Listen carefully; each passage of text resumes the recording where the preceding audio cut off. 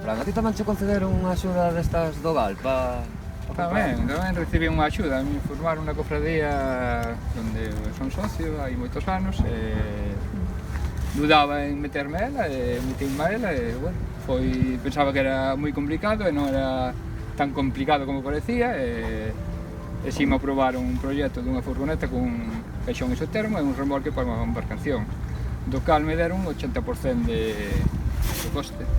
Estou moi contento, pensei que nunca podría acceder a esas axudas, pero sí, animo a xente a que, bueno, a que se la solicite. Sí, sí. Eu tamén estou moi contento, a verdad. Non contaba que fora así, porque se non chega a ser por as axudas do GAL, eu non me podría meter a un remolque, porque son 1000 e moitos euros, tal e como está o rollo do mar, non se me ocurriría comprar. Bueno, podría a lo mellor meterme un de segunda má, un ferro, que aos 2 días tería problemas con ele, e así teño un remolque novo por pouquísimos cartos. Estou moi contento, de verdad.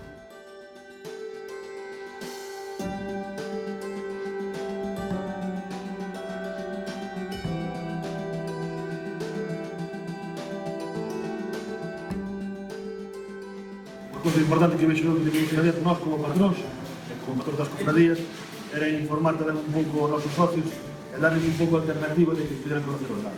Eu penso que ao día de hoxe é unha cousa que non teñen realmente ao 100%, non saben ainda o que significa. Entón, nós como patróns deberíamos dar aos socios ese empuxón pequeniño. Sí, que eso xa se está, precisamente nos aquí de Viño tivemos unha reunión con todos os socios para a empresa Ciudadanía que está axudando o GAL para facer estas labores de darle a xente un conhecimento máis explícito do que funciona.